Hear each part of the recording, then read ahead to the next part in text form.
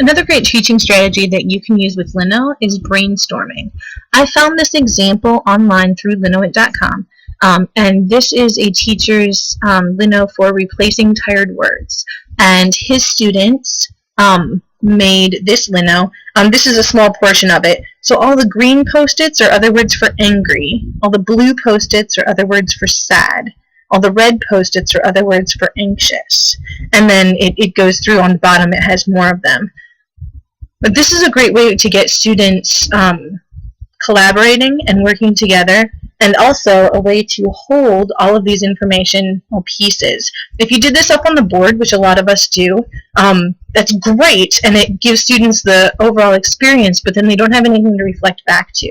And so if you use Lino for this, not only can everybody participate, everybody can get their answers on there, everybody can work at the exact same time. You don't have to wait for other people to get done before you can say your answer, but you also have this website that you can then go back. So as you're writing and you're like, oh, what were those words for sad again? Students can go back to this site and say, oh yeah, these are all the words that we found for sad. I remember this.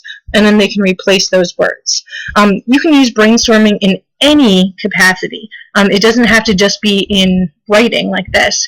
It can be with reading. It can be with themes. It can be with big ideas or problem solving.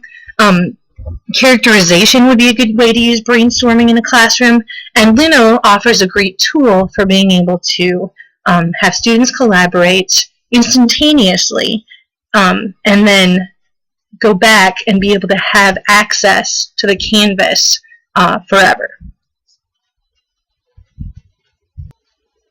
If you use essential questions in your class and you have an opening for each unit where you ask an essential question and you have students reflect on that and maybe do some brainstorming at first and then continually go back to that question, Lino might be a great way to warehouse all that information that students keep coming up with. And so if you made a Lino canvas for your particular essential question, had students go over that question to start the unit, add their information, say what they want to say, and they can make their post-it as big or small as they want. They might, through the rest of the unit, actually go back to that, and you might direct them to go back and add 3 post-its over the course of the unit.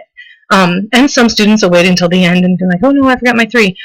But as they go, they will develop answers for these essential questions, and that will really help the overall understanding of students when they are working on this essential question. And so they can pull other resources, the things that you've read and talked about, they can pull those ideas and bring them in. They can find their own resources and find them in. They can represent those resources or represent those ideas with images. They can find videos. Maybe they have a movie in mind and they take a video clip and they find it on YouTube and they say, this is why this video represents what we're talking about in our essential question. And then you have this multimedia piece that students can reflect back to, really get a sense that that essential question reflects back on their world. Finally, you might use brainstorming when developing character traits in a novel.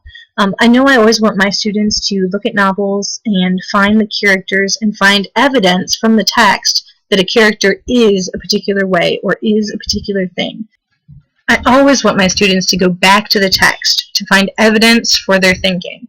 And so if they say a character is depressed, I will say, how can you tell? And I expect them to go back and find evidence in the text. Well, Lino is a great way to house all that evidence. So you can say, this character is depressed, and then all of the different places in the text with page numbers where they say something about that character feeling sad or feeling blue or being depressed or not picking their head up, or whatever evidence that students find for that particular character trait can go on the Lino. And this Lino would house the entire character list, which all the students could participate in and add to and make a meaningful piece of text. So those are some ways that you can use Lino for brainstorming in the classroom.